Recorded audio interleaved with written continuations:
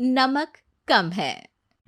सपना शादी करके ससुराल पहुंचती है और पहले ही दिन समर्थ और ससुर जी सख्त हिदायतों के साथ पूरे घर की जिम्मेदारियां सपना के सिर दे देते हैं। और करो शादी, एक दिन का भी आराम नहीं, आधी ही कामों की लिस्ट थमा दी। और इसी तरह साल बीत जाता है और सपना सुनते सुनाते धीरे धीरे घर में एडजस्ट कर लेती है।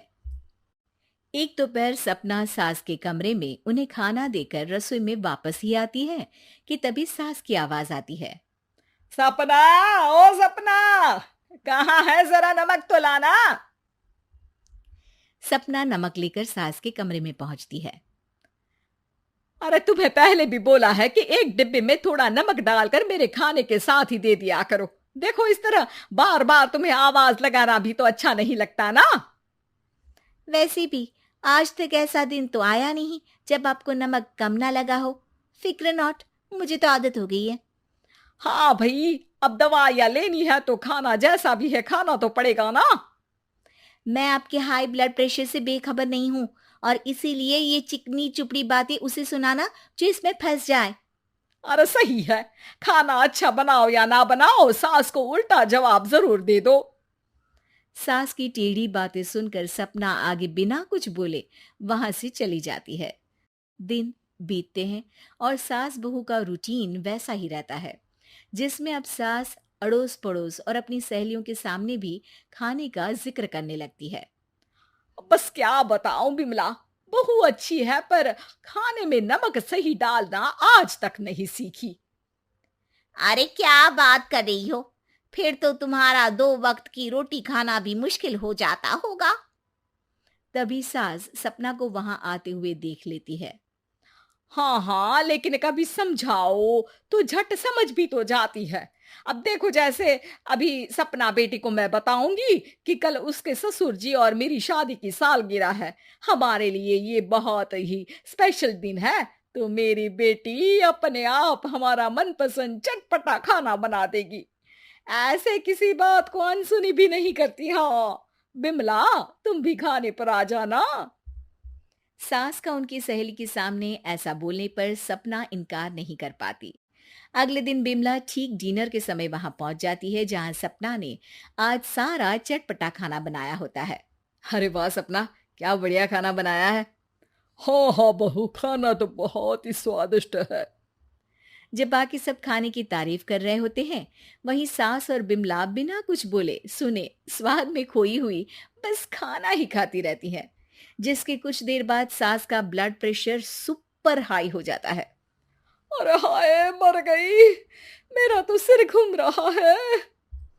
आपसे किसने कहा था ऐसे खाने के लिए जैसे जन्मों से कुछ मिला ही ना हो? अरे हद है, मतलब जब तुम्हें बोला था कि मम्मी को तेज नमक वाला खाना नहीं देना, फिर दिया क्यों? मेरी माँ को मारना चाहती हो क्या? अरे बहू, तुम्हें एक जिम्मेदारी दी थी, उसमें भी इतनी लापरवाही। ऐसा माहौल देख बिमला तुरंत वहां से चली जाती है।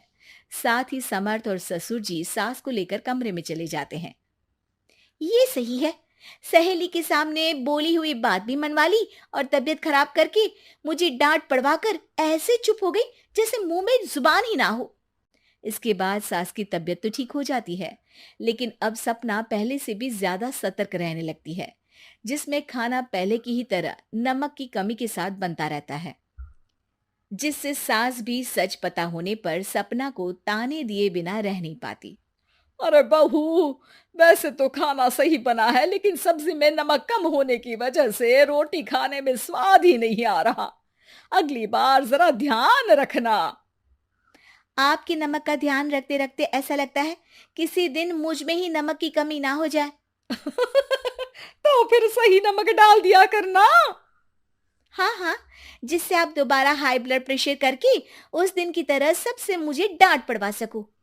अरे जो भी कहो, उस दिन खाना बड़ा स्वादिष्ट बना था। इसी तरह एक बार फिर दोनों के बीच नोकझोंक शुरू हो जाती है, जिसके चलते समर्थ वहां आ जाता है। सपना, तुम हमेशा माँ से लड़ती क्यों रहती हो? अरे, मैंने क्या बोला?